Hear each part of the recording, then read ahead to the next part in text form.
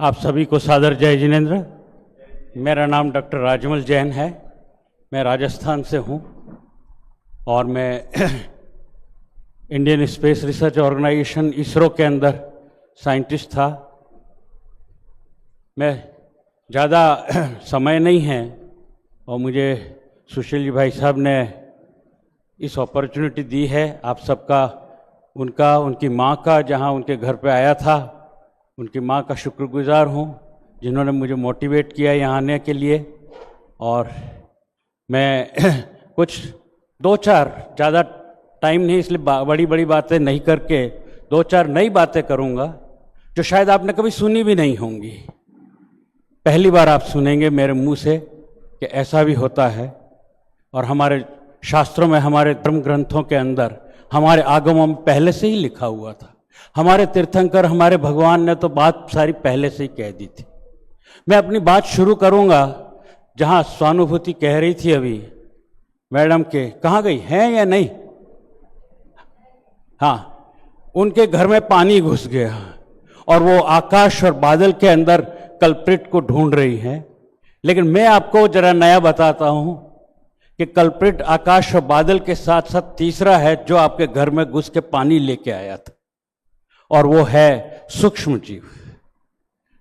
मेरे प्रभु महावीर ने कहा था परस्पर उपग्रहो जीवाणाम, कहा था नहीं बात। इसका अर्थ यह था कि एवरी लाइफ, प्रत्येक जीव एक दूसरे के साथ इंटरकनेक्टेड है, एक दूसरे के ऊपर वो निर्भर है, एक दूसरे की सहायता करते हैं। और जब तक ये सिस्टम चलेगा तो ही सेल्फ रेगुलेटेड सिस्टम, स्वचालित जो पूरे विश्व की, ब्रह्मांड की जो व्यवस्था है वो तभी बनी रहेगी। और ये हमारा पूरा सिद्धांत है आगम का कि सेल्फ रेगुलेटेड सिस्टम है, स्वचालित संस्था है। हमारे यहां ब्रह्मांड की शक्ल कभी नहीं बदलती, उसका स्वरूप कभी नहीं बदलता बाहर से। ये लिखा हुआ है, ये कहा हुआ आज भी है, जैसा है वैसा ही पहले भी था और भविष्य में भी ऐसा ही रहेगा। यहां तक सब शास्त्र की बात है। अब फिर हम सोचते हैं कि सब इतने सारे बड़े बड़े परिवर्तन कहां से हो रहे हैं? तो भगवान ने यह भी कहा था कि जो भी मॉडिफिकेशन से परिवर्तन होंगे वो पर्याय परिवर्तन है। क्या है वो? छोटे से माइक्रो स्केल से लेकर के मैक्रो स्केल तक, बड़े बड़े तक परिवर्तन जो हैं वो होते ही रहते हैं। और उसको जो है, अगर हम छोटे से बात से शुरुआत करें तो ये कि हर 10 लाख वर्ष के अंदर, हर 10 लाख वर्ष के अंदर लगभग जितने भी जीव ब्रह्मांड में हैं उसका 10% समाप्त हो ही जाता है। तो फिर आप कहेंगे कि जीव तो गया कहां? मर नहीं गया है, जीव का पर्याय परिवर्तन हुआ है, वो हमें दिखाई नहीं दे रहा है। क्योंकि जो जीवों की संख्या पूरे ब्रह्मांड में है वो हमेशा एक के एक ही बनी रहती, वो कभी भी कम नहीं होती और ज्यादा नहीं। The number of lives n is always fixed through out the universe, पूरे ब्रह्मांड की बात करें तब। इसी तरह से ये भी है कि हर लगभग समझ लीजिए 1 करोड़ वर्ष के अंदर 35% जो जीव हैं वो समाप्त हो जाते हैं और वो नया रूप लेते हैं। हर 10 करोड़ वर्ष, इसी तरह से 100 करोड़ वर्ष जीवों की संख्या बदलती है, तो जीव का पर्याय परिवर्तन होता है। पूरा विश्व जो संचालित होता है वो 2 भागों में भगवान ने विभाजित किया था, जीव और अजीव। अजीव के भी और हिस्से हैं, आकाश है, काल है, धर्मास्तिका या धर्मास्तिका। लेकिन ये नहीं सोचने का केवल जीव का ही पर्याय परिवर्तन होता है, अजीव का भी पर्याय परिवर्तन होता है। हिमालय भी नया बना है। अरावली, किसी जमाने में अरावली और सतपुड़ा, विंध्याचल बड़े बड़े पहाड़ थे, वो भी खत्म हो रहे हैं और नए पहाड़ अब बनने के निर्माण की अवस्था में। तो सब जगह पर्याय परिवर्तन कंटिन्यूस चलता रहता है। मैं आपके सामने थोड़ा सा जो बात मैंने कही सूक्ष्म जीव की, तो सूक्ष्म जीव का ही आज थोड़ा सा बात करूंगा कि जो हमारे शास्त्रों में, नेक्स्ट स्लाइड बेटा, जो कहा गया, भगवान ने जो धर्म शुरू किया था ऋषभ देव ने, तो वो कोई धर्म के नाम से शुरुआत नहीं हुई थी। उन्होंने कहा था कि एक प्रकृति का नियम बनाया था। आफ्टर नीलांजना की जो डेथ हुई उसके बाद वैराग्य हुआ, और वैराग्य के बाद जो धर्म बनाया, तो उन्होंने कहा कि ये जैनिज्म है जो पूरा का पूरा एक विज्ञान है और वो अर्थ और कॉस्मिक ऑर्डर का धर्म है, और उसकी पालना करने के लिए जो है ये जो जीव है उसका कर्तव्य है आत्मा का कि वो अलग अलग स्वरूप के अंदर जाए, लेकिन वो इसकी सबकी सुरक्षा वो करे। किसकी? हम कहते हैं एनवायरनमेंट, पर्यावरण। पर्यावरण के जो हिस्से हैं आकाश काल की, अग्नि, अग्नि यानी हीलियोस्फेयर, पृथ्वी, जल, वायु और वनस्पति इत्यादि, और इनकी सुरक्षा करने के लिए इतने जो नियम में से कुछ इम्पॉर्टेंट नियम जो है वो इजाद किए थे। सबसे बड़ा जो दिया था वो नॉन वायोलेंस का, अहिंसा का दिया था, अपरिग्रह का दिया था। उन्होंने अनेकांतवाद की बात कही थी, और इस सबसे ऊपर हमारी जो बड़ी पूंजी है जैन धर्म की वो कर्मवाद, डॉक्ट्रिन ऑफ कर्मा की है। अगर कर्मवाद नहीं हो जो अभी कह रही थी, तो मुख्य रूप से जो परिवर्तन होता है एक बार से दूसरे, दूसरे से तीसरे, वो जो है वो कर्म के ऊपर ही डिपेंड करता है। अपन आज उसके ऊपर नहीं बात करेंगे, मैं सिर्फ एक ही कंपोनेंट पे थोड़ी सी बात कहूँगा, वो है अहिंसा। नेक्स्ट स्लाइड बेटे। मैं कई सारे ऐसे अगर आप देखेंगे तो हमारे 4 अनुयोगों के अंदर कितने ही जो जितने भी कहिए कि हमारे आगम के ग्रंथ हैं, षटखंडागम से लेकर के अभी तक के अंदर, तो उनके अंदर जीवों की रक्षा की बात कही है, जीवों को नहीं मारने की यानी हिंसा की बात कही है कि हिंसा नहीं करनी चाहिए। आप कार्तिकेय अनुप्रेक्षा ले लीजिए, वहाँ कहा है कि किसी भी जीव को, छोटे से छोटा हो उसको भी नहीं। वसुनंदी श्रवकाचार ले लें, उसमें भी कहा है कि बड़े जीव की तो करनी ही नहीं चाहिए, लेकिन सूक्ष्म जीव की जो है ज़्यादा महत्वपूर्ण, उसको महत्व देना चाहिए, उसकी ज़्यादा है आवश्यकता है। अगर सूक्ष्म जीव समाप्त हो जाएगा तो हमारा खुद का, यहाँ के धरती का जो है क्लाइमेट का साइकिल और दूसरे साइकिल सब समाप्त हो जाएंगे। तो मैं आज उस अहिंसा के अंतर्गत भी सूक्ष्म जीव की बात को जरा ज़्यादा लेना चाहता हूँ। नेक्स्ट स्लाइड बेटे। मैं थोड़ा बहुत जल्दी जल्दी चलूँगा, आज मैं थोड़ा थक भी गया हूँ क्योंकि मैं prime minister college of excellence में 3 घंटे का लेक्चर दे करके आया हूँ, और फिर अभी मुझे यहाँ बात कहनी है। लेकिन एक मैं आपको लेके जाना चाहता हूँ पुरुषार्थ सिद्धि उपाय के अंदर, और इसका जो मुख्य एक श्लोक है 43 नंबर का, यत् खलु कषाय योगात योगात्रापाणाम द्रव्य भाव रूपा नाम। देखिए आप 2 बात, द्रव्य और भाव की बात कही है, और यहाँ कहा है कि व्यप्रपणस करणम सुनिश्चितता भवती सा हिंसा। हिंसा को 2 तरह से डिवाइड किया है, एक द्रव्य हिंसा और एक भाव हिंसा। हम लोग जितनी द्रव्य हिंसा नहीं करते, सबसे ज्यादा हम क्या करते हैं? भाव हिंसा करते हैं। आउट ऑफ 100 लेट अस से 98% तो हिंसा केवल भाव से ही हो जाती है, और वो सिर्फ इसलिए कि हमारे अंदर जो है वो पैशन, कंपैशन तो छोड़ दिया हमने, करुणा वगैरह को तो, और कषाय को अपने अंदर उतार लिया है, और कषाय की वजह से हमारे अंदर जो है कितनी तरह के ईगो आ जाता है और कितने अन्य तरह के दोष आ जाते हैं, और हमारे विचारों के अंदर स्वर में और शरीर के अंदर अलग अलग तरह की जो है घटनाएं ऐसी अंदर से उठने लगती हैं कि हम जो है कुछ न कुछ तरह की जो है हिंसा कर बैठते हैं। भगवान ने ये भी कहा था कि अगर अहिंसा के अंदर अगर मैं उसके एट्रीब्यूट्स देखूं, यानी उसके गुण धर्म, अहिंसा के गुण धर्म, तो उसका सबसे महत्वपूर्ण जो गुण धर्म है वो सच्चाई और क्षमा है। इसीलिए हमारे यहाँ कहा गया क्षमा वीरस्य भूषणम। और सच जो है, अगर कहीं से भूल से भी बाई चांस आपको नॉलेज में नहीं है, फिर भी आपने कुछ बोल दिया और वो झूठ था, तो अगर क्षमा मांग लें और सच बात को उसके सामने स्वीकारें, तो वो भी जो है वो अहिंसा ही हिस्सा होता है।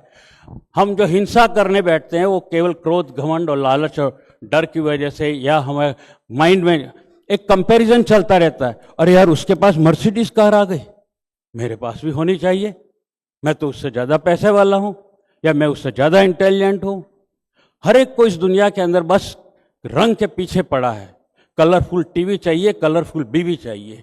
ये कलर्स का जो दुनिया आ गई है, उस कलर के अंदर जो है वो कई तरह की हिंसाएं हो जाती हैं, और हिंसा जो है करने के संकल्प भी हो सकती है, और प्रारंभिक हिंसा, आरंभिक हिंसा जो कहते हैं। लेकिन अहिंसा जहाँ हमको इक्वेनिमिटी जो है, इक्वेनिमिटी, एक दूसरे से आमने सामने जो है बराबरी की बात सिखाता है, वहीं हिंसा जो है वो हमें एक दूसरे से तुलना करने की बात सिखाता है।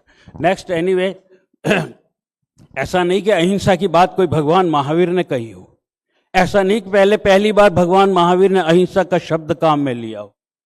अगर आपको नहीं मालूम हो तो मैं आपको बताता हूं, महाभारत का जो युद्ध था वो टल सकता था अगर सिर्फ एक औरत चाह लेती, सिर्फ एक औरत चाह लेती कि ये युद्ध नहीं होना चाहिए, तो वो युद्ध टल सकता था। महाभारत के युद्ध में 120 करोड़ लोग मारे गए थे, 120 करोड़ लोग मारे गए। तो मैं, जब मेरी माँ मुझे सिखाती थी तो हमेशा एक बात साथ में एक सेंटेंस और जोड़ती थी, जब 120 करोड़ लोग मारे गए तो कितने सूक्ष्म जीव मारे गए होंगे, कितने एक इंद्रिय, दो इंद्रिय, तीन इंद्रिय जीव भी मरे होंगे उसके अंदर, और उसका सबका क्या हिसाब है।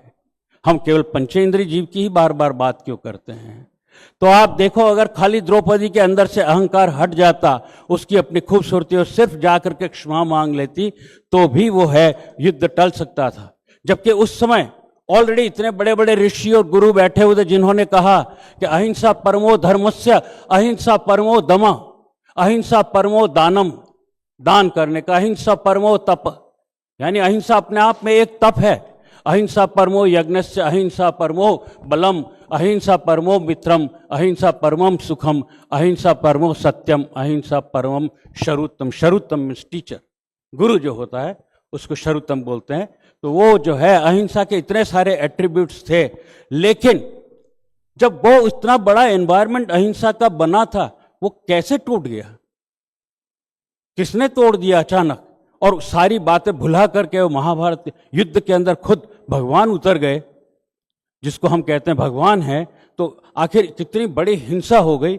और उसके अंदर अगर हम बात भगवान महावीर की करें, जो तो बाद में लगभग 3000 वर्ष के बाद में हुए, तो उन्होंने कहा परस्पर उपग्रह जीवाणाम। अगर प्रत्येक जीव के बारे में उस समय सोचा गया होता तो शायद युद्ध नहीं होता। Next slide. मैं आपको बताता हूं कि आज की तारीख में क्या हो रहा है और किसकी वजह से हो रहा है। इतने चैलेंजेस आज की तारीख में, इतने इश्यूज जो हैं पूरे विश्व के अंदर, वो ये इश्यूज आ गए। प्राकृतिक आपदाएं, यानी हम जिसको कहते हैं ना अर्थक्वेक्स, वॉल्केनोस, सुनामीज, फ्लड्स, बर्फ के जो है जो स्नो स्टॉर्म्स चलते हैं, वो कई सारी इस तरह की जो चीज़ें हैं। इसके बाद सामाजिक आर्थिक असंतुलन हो गया, पूरा सोशियो इकोनॉमिक इम्बैलेंस हो गया पूरे विश्व के अंदर। ये नहीं, भारत की बात नहीं कर रहा। जलवायु में परिवर्तन हो रहा है, ग्लोबल वार्मिंग हो रही है, जल और वायु के प्रदूषण हो रहे हैं, और सबसे बड़ी बात बायोडाइवर्सिटी लॉस हो रहा है। कई सारे जो जीव हैं वो तो लुप्त हो रहे हैं। मैं जब छोटा था और जब हम पढ़ाई कर रहे थे, तब वो बताया गया कि यूरोपियन लोग जो हैं वो छोटे छोटे, जो कहते हैं ना, बड़ी मुश्किल से जो जीव दिखाई देते हैं, बर्ड्स दिखाई देते हैं, उनको खाने के बड़े शौकीन होते हैं। और उन्होंने खाते खाते जो है उन जीवों को ही नहीं खाया, उनके अंडे भी खा गए, और पूरी की पूरी प्रजाति जो है, तो आज की तारीख में 512, हाउ मेनी, 512 प्रजाति तो समाप्त कर दी। तो ऐसे भी हैं लोग। तो आज की तारीख में बहुत सारे जो है biodiversity loss is a big issue in United nation, संयुक्त राष्ट्र संगठन के अंदर, और स्वास्थ्य की समस्या। इन सब का अगर समाधान ढूंढें और पूछें कि क्या समाधान है हमारे पास, इन सब की जो समस्या, इश्यूज, चैलेंजेस हैं, तो इसका समाधान किसी धर्म के पास है? सिर्फ जवाब आएगा आपके पास में, हाँ एक है। आपने नाना पालखीवाला का नाम सुना होगा। किसने सुना है नाना पालखीवाला का? बहुत से लोगों ने सुना होगा, जो पिछली सदी में थे, सुप्रीम कोर्ट के जज भी रहे और बहुत बड़े एडवोकेट थे। उन्होंने कहा था, नाना पालखीवाला ने कहा था पिछली सदी के अंदर, यानी 20वीं सदी में, कि मैं ये तो, जबकि वो जैन नहीं थे, ही वॉज ए पारसी, कि मैं ये तो नहीं जानता कि 21वीं सदी जो है वो कैसी निकलेगी, कितनी हिंसा होगी इस 21वीं सदी के अंदर, लेकिन मैं इतना जरूर जानता हूं, मैं देख रहा हूं, मेरे को आंखों से दिखाई दे रहा है कि 22वीं सदी जो आएगी तो वो इतनी त्राहिमाम से उभर के बाहर आएगी तो लोग यही कहेंगे, अहिंसा चाहिए, अहिंसा चाहिए, अहिंसा शरणम गच्छामि, अहिंसा शरणम गच्छामि। वापस 22वीं सदी के अंदर लोगों को अहिंसा के सिवा और कोई रास्ता नहीं सूझेगा। और इसकी वजह से, नेक्स्ट स्लाइड, अगर मैं आपको बताऊं कि आपके पास प्रूफ क्या है, क्या प्रूफ है कि आप जो कह रहे हैं कि प्राकृतिक आपदाएं बढ़ गई हैं। मैं तो साइंटिस्ट हूं, ऑब्जर्वेशंस का आदमी हूं। इसके बाद जैन धर्म जो है उसके अंदर कितनी साइंटिफिक कंसेप्ट्स हैं उसके साथ कंपेयर करता हूं।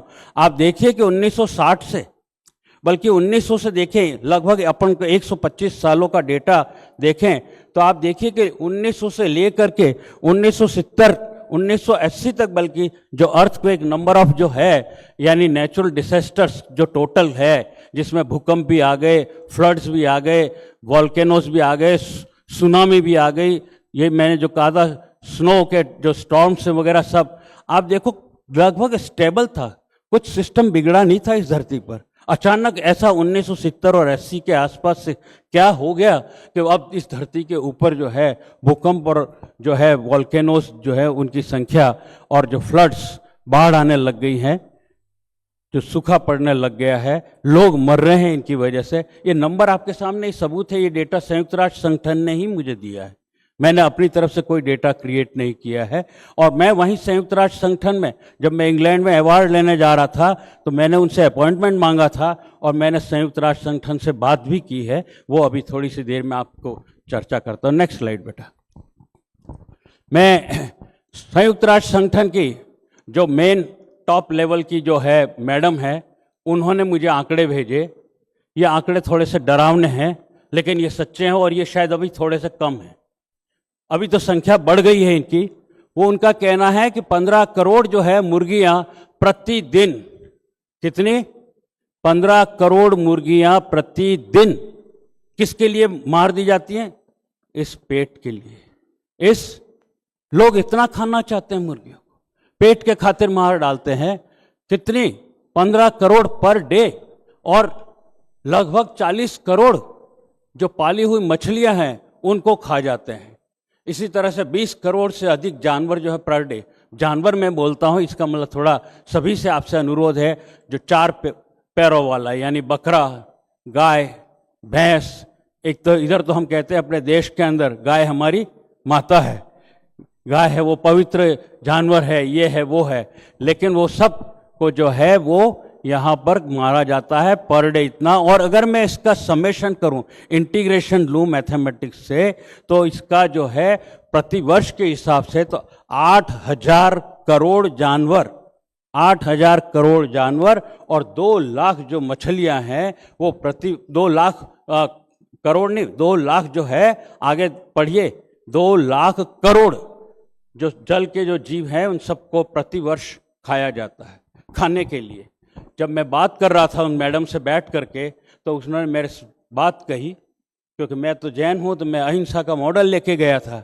उसने मुझे ये कहा, सुशील जी, उस आमने सामने यूएनओ वर्सेस राजमल जैन, उसने कहा आप किस अहिंसा की बात कर रहे हो? क्या अहिंसा से पेट भरता है? ये दीज आर हर वर्ड्स। 98% इस दुनिया के अंदर लोग, 98% लोग नॉन वेजिटेरियन हैं।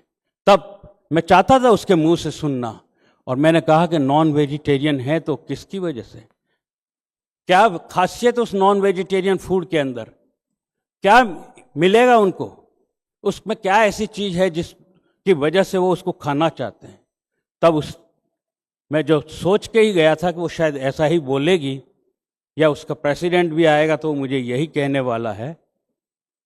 उन्होंने कहा कि नॉन वेजिटेरियन, आप मेरी बात को अंडरलाइन करना सभी, उसके वर्ड्स थे नॉन वेजिटेरियन फूड खाने से ताकत बढ़ती है, प्रोटीन्स मिलते हैं बॉडी को, जो है वो हिम्मत आती है, कहो अपने आम शब्दों के अंदर, और उससे टैलेंट बढ़ता है, ये होता है वो होता है। 10 तरह के उसके गुणधर्म जो हैं वो मुझे बताने लगी। तो मैंने कहा हाँ मैडम, आपकी बात को मैंने सुना, अब आप मेरी बात को सुनेंगे क्या?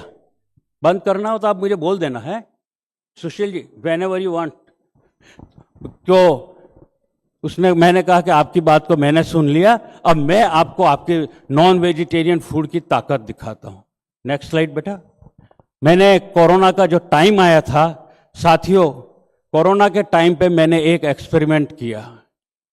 मैंने 2 साल तक के अंदर जो है डेटा लिया, वो भी 1 नहीं, 2 नहीं, 10 नहीं, 120 देशों का डेटा लिया, क्योंकि नहीं तो मेरे ऊपर क्वेश्चन हो सकता था कि आप तो साइंटिस्ट हैं, आपको तो रिसर्च करना आता है, आपने क्यों गलत बताया। 120 देशों का डेटा लिया और उसको डिवाइड किया, हमारी मैथमेटिक्स की जो है थ्योरी होती है उसके हिसाब से, कि 30 किलो प्रति व्यक्ति, सुनना, 30 किलो प्रति व्यक्ति प्रति वर्ष जो मीट खाया जाता है वो देश अलग कर दिए नीचे की तरफ, जो ये ग्रीन डॉट्स हैं, और 30 किलो प्रति व्यक्ति प्रति वर्ष खाया जाता, उससे अधिक खाया जाता है, ये रेड डॉट्स हैं।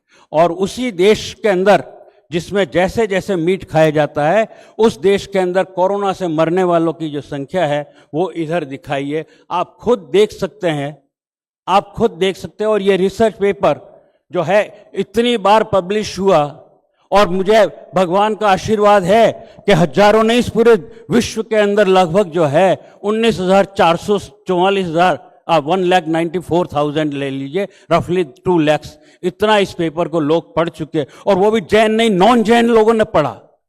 जैनों की जरूरत नहीं थी पढ़ने की, नॉन अजैन लोगों ने पढ़ा, और इतनी बार इसको जो है 6 करोड़ लोगों को, ये लगभग 5 करोड़ तो गवर्नमेंट का डेटा है, अगर अनऑफिशियल डेटा लूं तो शायद हो सकता है कि 6 करोड़ से भी ऊपर कुछ जाए। लेकिन उन देशों के अंदर जिनके अंदर मीट ज्यादा खाया जाता था, उनके अंदर जहां मीट कम खाया जाता था, उससे 1000 गुना ज्यादा लोग मर गए। वो ताकत कहां चली गई नॉन वेजिटेरियन लोगों की?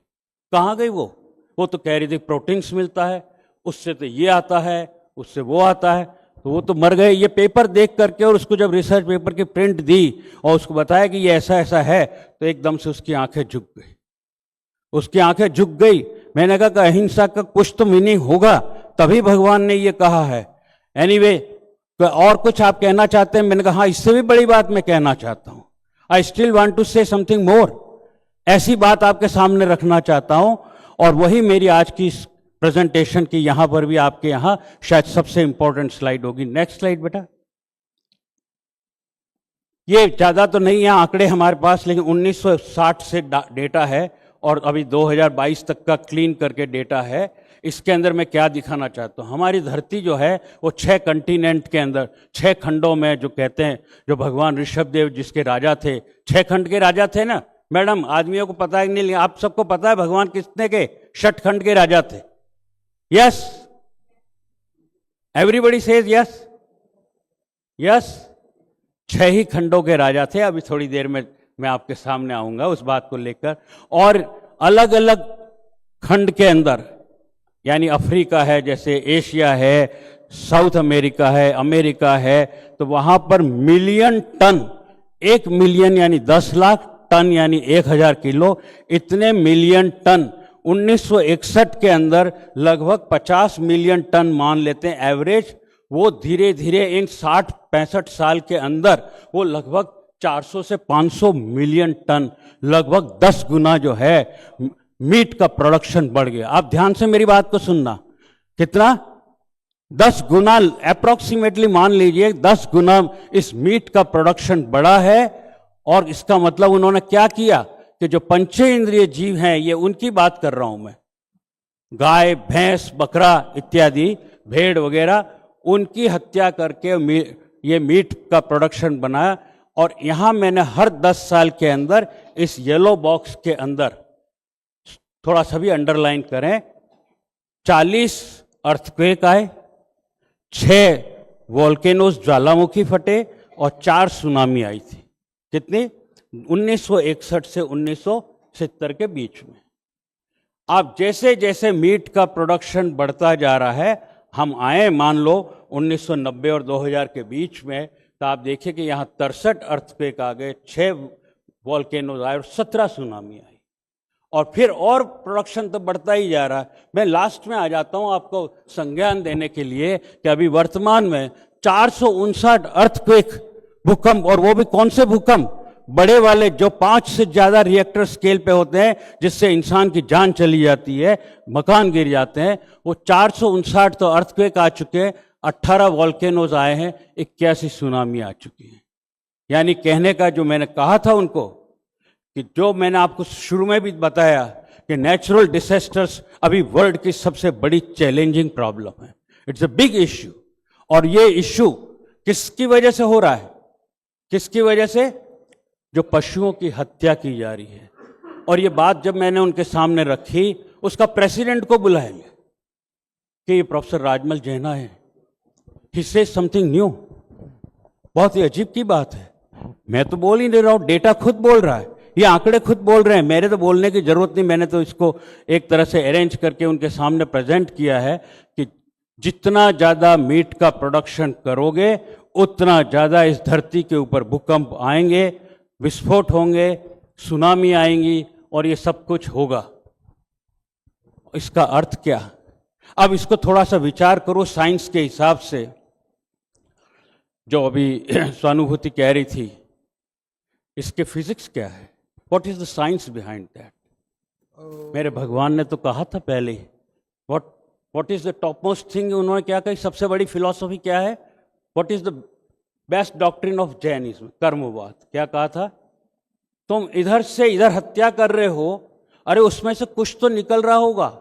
फॉर एग्जाम्पल, जैसे सुशील जी की अम्मा जिनके यहाँ घर गया था, मैंने उनके चरण छुए तो बोली भी नहीं, लेकिन मेरे सिर पे हाथ रखा था, क्या दिया? आशीर्वाद दिए। क्यों? सिर्फ रेस्पेक्ट की बात थी। एक कि ये आए हैं, यानी मैं अगर किसी का भी अगर है वरदान लेना है तो मैं उनके चरण छूता हूं, ये करता हूं, मुझे आशीर्वाद। वो आशीर्वाद के लिए कोई बोलने की जरूरत नहीं हो। लेकिन क्या कोई तरंग निकली उसमें से? कोई वेव निकली? अगर मैं किसी को जा करके गालियां दूं या हत्या करूं या मारूं, थप्पड़ मारूं वगैरह, तो इसी तरह से अगर ये जीव जो है, इसको जब कत्ल किया जाता है, आपने देखा नहीं है, इस सीन को मैं बयां भी नहीं करना चाहता यहाँ पे कि किस तरह से उनका कत्ल किया जाता है स्लॉटर हाउस में, तो वो उसके मुंह से अगर वो नहीं भी बोले तो कोई ना कोई तो तरंग निकलती होगी। अभी मेरे सामने बस एक एज ए साइंटिस्ट यही प्रश्न था for the knowledge of all of you कि आखिर मैं ये कैसे साबित करूं कि उनके अंदर से मेंटल स्टेट, उनके मेंटल टेंशन यानी थॉट की जो वेव्स है वो कैसे डिस्कवर करूं। और उसके लिए इंस्ट्रूमेंट, जिसके लिए तो मैं जाना जाता हूं, इंस्ट्रूमेंट बनाने की बात की। और हम लोगों ने, नेक्स्ट स्लाइड बेटा, मैं इंस्ट्रूमेंट जो है बनाने की बात की थी और इंस्ट्रूमेंट बना करके हमने मेजर किया। मैं आपके सामने थोड़ा सा, मैंने एक और चीज कही थी ग्लोबल इश्यूज के अंदर कि क्लाइमेट चेंज हो रहा है। मेरी बहू पीएचडी कर रही है जैनिज्म के अंदर, तो उसने ये सारा रिसर्च वर्क जो है डेटा एनालिसिस किया। उसने पहली बार ये निकाला कि नॉन वेजिटेरियन जो फूड हैं, जैसे कि बीफ है, जो छोटे छोटे लैम्ब जो होते हैं उनको मारा जाता है, ये और जो पंचेंद्रीय जीव है उनको मारा जाता है, तो उनके अंदर से जब मारने के बाद प्रति किलो जो कार्बन डाइऑक्साइड गैस निकलती है, कार्बन डाइऑक्साइड जो जहरीली गैस है हम जानते हैं, ये कार्बन डाइऑक्साइड गैस जो है वो नॉन वेजिटेरियन में से ज़्यादा निकलती है और वो पूरे वायुमंडल में फैलती है। जबकि वेजिटेरियन जो फूड है उसके अंदर से तो कार्बन डाइऑक्साइड बिल्कुल नगण्य है। टोटल जो निकाली गई वो उसने निकाली, बहू ने, उसका कहना है कि नॉन वेजिटेरियन फूड से जो टोटल 30% ग्रीन हाउस गैस होती है उसका 30 यानी 28 तो केवल नॉन वेजिटेरियन की वजह से, हिंदू वेजिटेरियन फूड से 2 है, और हमारा जैनों का जो वेजिटेरियन जो हम लोग बोलते हैं प्लांट बेस्ड है वो तो लेस देन 1% है। यह डेटा से रिसर्च करके पूरा प्रोसेस करके लेबोरेटरी के अंदर फिर साबित किया है। इसका अर्थ यह हुआ कि अहिंसा का पालन ज़्यादा आवश्यक है। Next slide. मैं अभी आपसे कह रहा था कि जो श्राप है और अभी यानी अभिशाप है, इधर से आशीर्वाद है, वरदान है, तो ऑलरेडी हमारे शास्त्रों में तो बातें कही गई हैं। अब यही बात जो कही, ये कही गई है, बंद करना है क्या? मतलब है, हाँ, ओके। तो इसके लिए जो इंस्ट्रूमेंट बनाया तो उसका नाम भी पूरे विश्व के अंदर बहुत प्रसिद्ध हुआ, इंफ्रासाउंड वेव्स जो बोलते हैं। यानी वो जो इंफ्रासाउंड वेव्स हैं वही जो सुनाई नहीं देती, दिखाई नहीं देती हैं, लेकिन वो वेव्स निकलती हैं और पूरे वर्ल्ड के जो साइंटिस्ट लोग हैं, विद्वान हैं, उन्होंने उसका वेव्स का नाम भी मेरे नाम से रख दिया, राजेन वेव्स कहते हैं। और ये इंफ्रारेड वेव्स जो हैं वही आगे जा कर के हमारे पूरे आकाशमंडल, आत्म प्रदेश से आकाश प्रदेश की जब बात करें तो बीच में तेजस कणों से जो टकरा करके और फिर कारमान द्रव्य के साथ मिल करके यानी वर्गनाग के साथ और फिर हमारे आत्मा के शरीर के साथ में होता है। एनीवे, नेक्स्ट स्लाइड जरा सा मैं कंक्लूड कर देता हूँ। कार्बन डाइऑक्साइड जितनी ज़्यादा निकलती है उतना ही समुद्र का जो तापमान है, ये मेरे अंडर में पीएचडी की हम लोगों ने गुजरात के जितने समुंदर हैं उनकी स्टडी कर रहे थे, तो हमको पता लगा कि जितनी CO2 बाहर आती है उससे ज़्यादा तो जो है समुद्र का जो टेम्परेचर बढ़ रहा है, और समुद्र का टेम्परेचर बढ़ रहा है इसका मतलब ये कि वहाँ पर जो है बहुत बड़ा मास एक्सटिंक्शन आने की तैयारी, पर्याय परिवर्तन होने की तैयारी, कई सारे गांव के गांव अंदर समुद्र में डूब जाते हैं। मैं थोड़ा सा एक लास्ट, नेक्स्ट स्लाइड बेटा, ये अपरिग्रह की बात है। सारा जीडीपी में से कितना कार्बन डाइऑक्साइड निकलता है, अलग अलग देश कितने जो है, जैसे यूनाइटेड स्टेट्स है जिसका जीडीपी ज़्यादा है, भारत का इधर है, चाइना का इधर है, ये इसका इधर है। लेकिन अगर कार्बन डाइऑक्साइड से देखें तो यानी अपरिग्रह की पालना क्यों आवश्यक थी? परिग्रह करने से ज़्यादा आप हमारे वायुमंडल को, यानी आप अपने खुद के घर को ही बर्बाद करने चले हैं। ये बात मैं कहना चाहता हूँ। Next slide. मैं इसको अभी अपन बाद में बात करेंगे, लेकिन मैं थोड़ा सा, नहीं पीछे जाओ बेटा, वापस गो बैक, नहीं, हाँ बस यहाँ पर मैं जब स्टूडेंट था, अमेरिका में पढ़ने गया था, तो वहाँ पे न्यू मैक्सिको में मेरा 5 मिनट देंगे ना, 5 मिनट का है टाइम, 5 मिनट्स, हाँ। तो वहाँ पर मेरा जब मैं नई डिज़ाइन करना चाहता बायोसेंसर्स की इंस्ट्रूमेंट के लिए, कि जीव का पता लगा सकें, जो सूक्ष्म जीव है वो कैसा है। और वहाँ से न्यू मैक्सिको से एरिज़ोना के अंदर लेके गए जहाँ पे बलून बॉर्न एक्सपेरिमेंट होना था। तो ये लगभग बात जो है 40-50 साल पहले की बात है। तो उस समय जो है वहाँ बायोसेंसर्स बनाने के लिए जब बात हुई तो मैंने ऐसे ही प्रोफेसर को पूछ लिया जो उसका चीफ साइंटिस्ट था कि भाई आप ये एक्सपेरिमेंट क्यों करना चाहते हैं। तो उसने कहा कि मैं हवा के अंदर, वायुमंडल के अंदर जो है, ऐसा हमारा आइडिया है कि माइक्रोब्स यानी सूक्ष्म जीव होने चाहिए।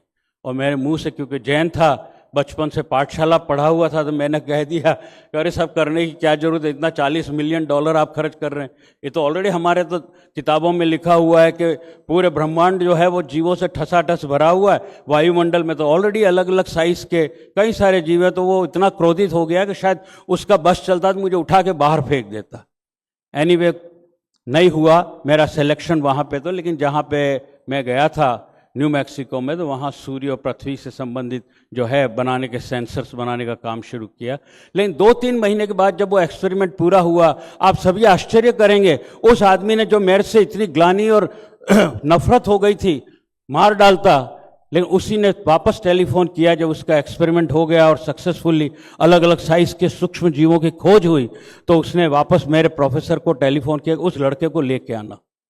मैं भी डर गया, मेरा प्रोफेसर भी डर गया, फिर से पता नहीं क्या कर देगा, मारा मारी होगी, क्या होगा। लेकिन जब लेके गया, मैंने कहा कोई बात नहीं, डरने की जरूरत नहीं है, जाते हैं, देखा जाएगा, जो करना होगा। और जब गए तो उसने मुझे अपने बाहों में ले लिया और कहा तू बिल्कुल सही कहता था, you are really most intelligent person, तो इंडिया से आया है जहाँ तेरा सिलेक्शन नहीं हो रहा था और तेरा सिलेक्शन किया। क्योंकि उस समय ब्लैक कंट्री कंसीडर करके हमारे देश को लिया नहीं जाता था, और मैं बहुत संघर्ष करके वहाँ तक पहुँचा था।